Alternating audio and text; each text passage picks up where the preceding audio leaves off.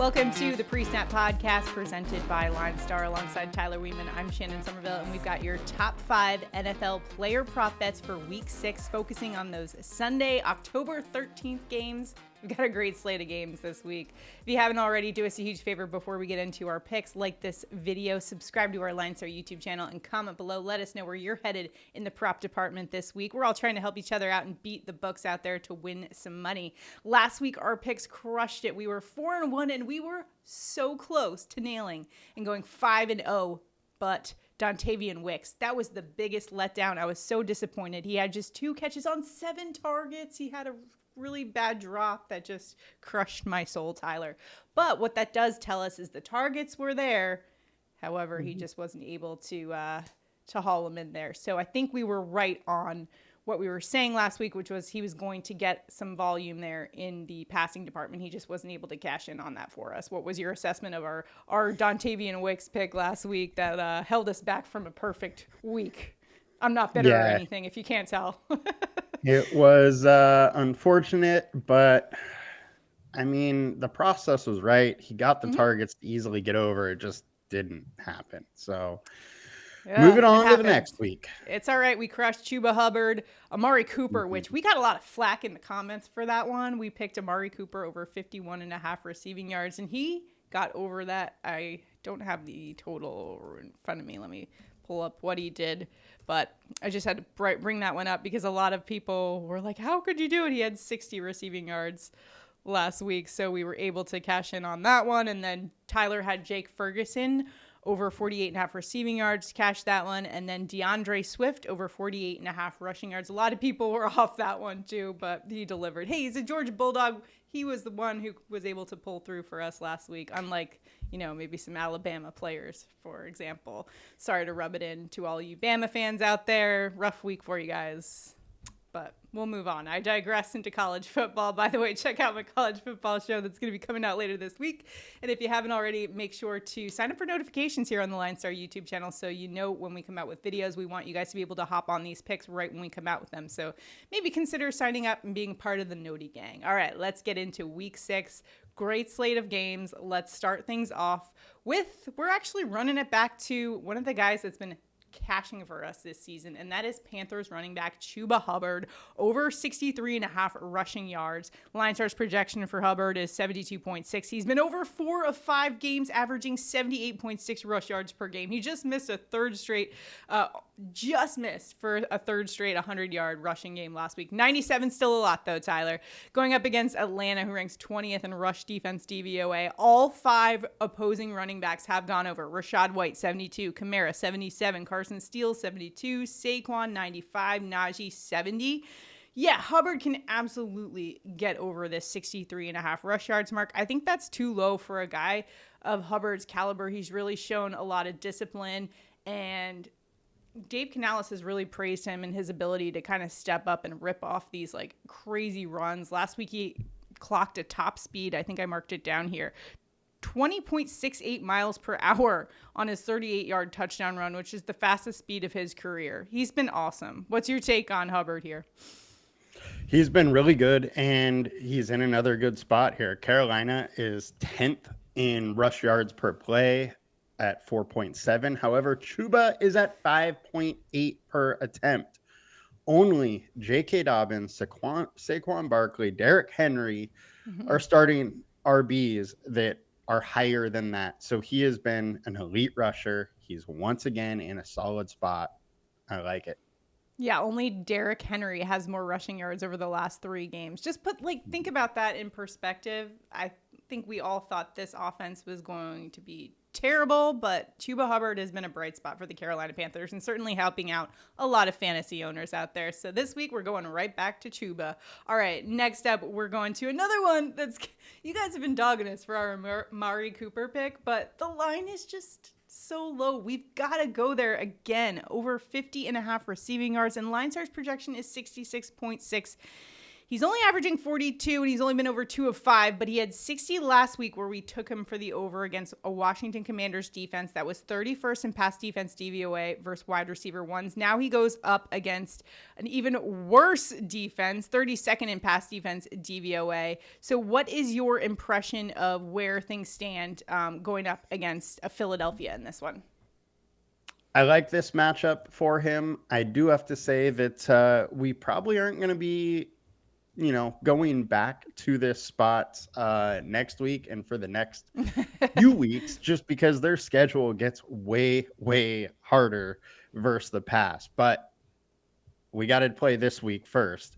And once again, Philadelphia just has not been very good versus the past. The other thing is the Browns O-line is starting to get a little bit healthier. Jack Conklin did limited practice. He is, a Pro Bowl offensive lineman. Getting him back is huge for this offense as a whole. And 4 of 4 wide receivers have been over in this spot. Evans had 94. Olave had 86. London 54. And then Jaden Reed went for 138. Now, I know Watson is dust and he's been terrible, but the targets are there. He's still getting enough catches to get over, routinely, and the matchup is just great. So I don't mind going back once again. I mean, I totally get everyone's reluctance. And if you're reluctant and all, you don't have to pick this. But I totally get it. Deshaun Watson has been really horrible. But Amari Cooper is still a great wide receiver that has a lot of skills. He can haul in a couple passes and get there I think with relative ease, especially against this Eagles defense that does give up a ton of passing. So this is the last week, I swear.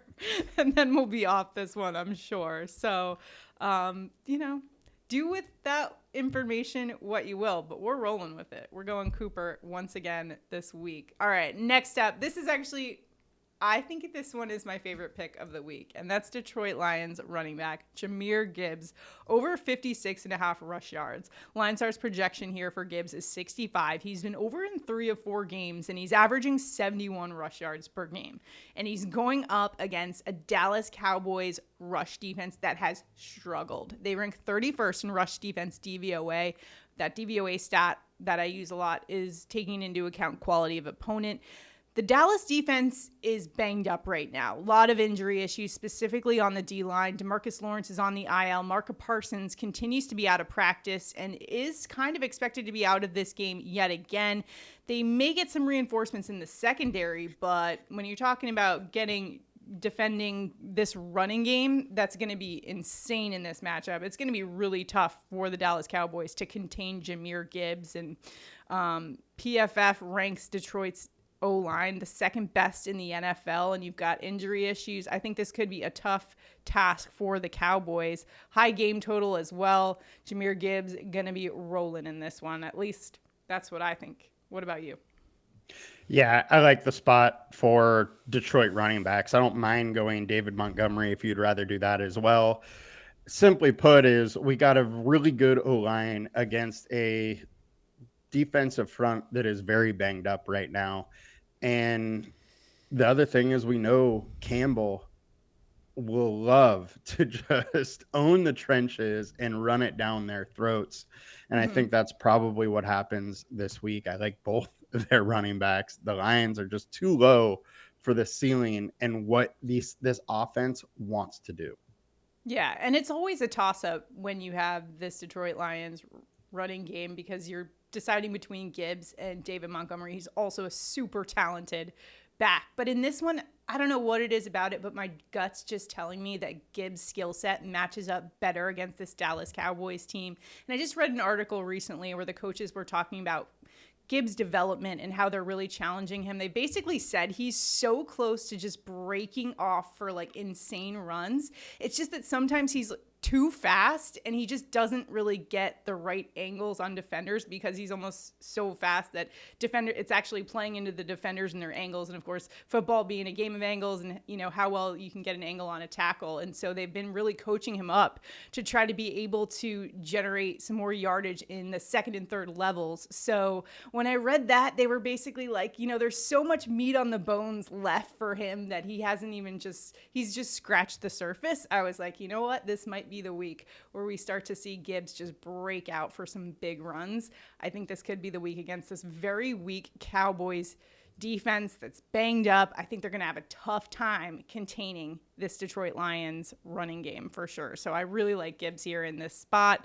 So, you know, against my nature as a Georgia Bulldog, we're going with a former Alabama Tide member. Roll Tide, Tyler. That's what I got to say about this one. Whoa. What do you think? I know I hate myself, but hey, we got to go where the numbers tell you. Said that. I know, but hey. I mean, I'm not surprised you picked Gibbs. I'm just surprised you threw out the Roll Tide there. Yeah, that was a little aggressive. I kind of am regretting that already, but nonetheless, I think it's a good pick this week. I'm excited about it if you can't tell. All right, next up, Tyler and I are going to give our best bets of the week. So even though Gibbs is kind of my best bet, I'll give you my second best bet. But Tyler, what you got for us this week? All right, I got to go to one of the more exciting games of the week, and that is the Washington Commanders versus Baltimore Ravens. We're going scary Terry McLaurin over 59.5.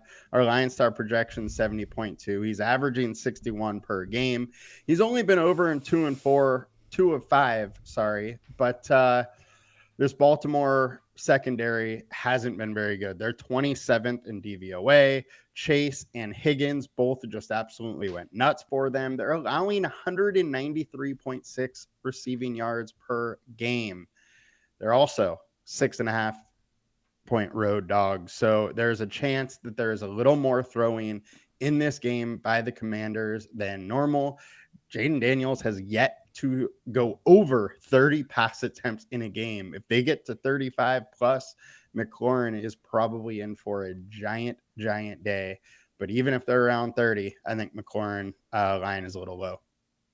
Can't go wrong with Scary Terry in October. It is spooky season. Scary Terry unleashed in this game. I'm so excited for this matchup in general, but especially Terry McLaurin. That connection between him and Jaden Daniels is something special. And I'm just so impressed with Jaden Daniels and his accuracy. And also, a lot of credit goes to Terry McLaurin for being able to haul in some pretty insane catches. So definitely helping out his quarterback there with those. But either way, that connection is pretty awesome to see. And I'm super excited to see them against the Baltimore Ravens defense. That's good, but they also, I feel like, definitely have given up some passing yards. We saw it last week against Cincinnati. So I'm excited to see what the rookie can do against this Baltimore Ravens defense. But I like this game for a lot of different reasons. It's going to be fast paced. We're going to see a lot of offense. So I'm going to the other side. We're going to their wide receiver, Baltimore Ravens wide receiver, Zay Flowers, over 55.5 receiving yards. The consensus projection here is 60. Now, LineStar doesn't like this one as much as I do, but I love Flowers here. He had 111 receiving yards against Cincinnati, was targeted a season high 12 times. Well, I don't expect that level of production here. He is going against Dan Quinn's defense that has allowed the highest passer rating when targeted. And they also rank 31st in pass defense DVOA versus wide receiver ones. In fact, wide receiver ones against the Washington Commanders are averaging 82 receiving yards per game. 4 of 5 receivers have gone over. You had Amari Cooper with 60. Marvin Harrison only had 45. But Jahmyr Chase, 118. Malik Neighbors, 127. Mike Evans had 61. We're just asking for 56 from Zay Flowers, and I think he can do it. And ever since they had that trash-talking grandma kind of crash their dinner between Zay Flowers and Lamar Jackson, not sure if you saw that social media clip, I think these guys are fired up, and Lamar Jackson now starting to get into a rhythm and find his guy, Zay Flowers. Again, it was nice to see that connection kind of unleashed last week. I expect it to be back this week against a very poor pass defense from the Commanders. What do you think, Tyler? I like this game. I can't wait to watch this one. Lamar spreads it around, but Zay is absolutely the alpha over there.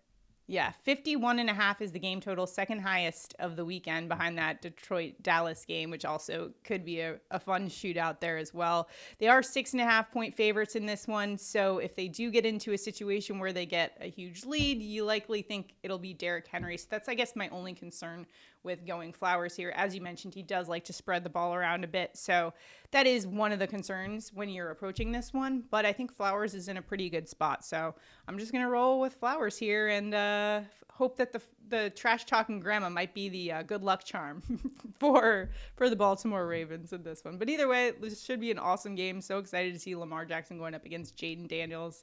Jaden Daniels has just been an awesome watch. Surprised that this game didn't get flexed. I think they might have tried to get this to be one of the primetime games, but weren't able to, is my, I guess, assessment of that one.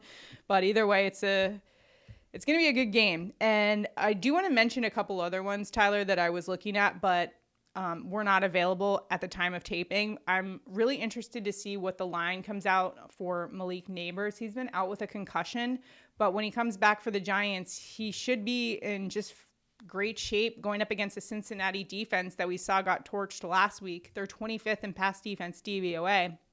Then another one that I'm kind of waiting for is Dontavian Wicks. Yes, I know he crushed our souls last week when he only held in 2 of 7 targets for 20 receiving yards, but the volume is there for him. Will they go back to him again, given the drops that he has had? I still think he's able to get open so frequently that it might be a spot to target once again. Might be worth going back depending on what the line comes out to. Just wanted to throw that out there for everybody as well.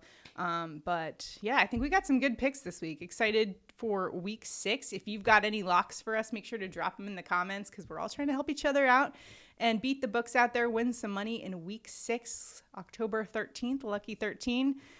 Drop any picks for us in the comments and make sure to check out Tyler's DFS breakdown for all you guys that are playing daily fantasy. Good luck in your fantasy matchups as well. And we will see you guys next time. Have a good one.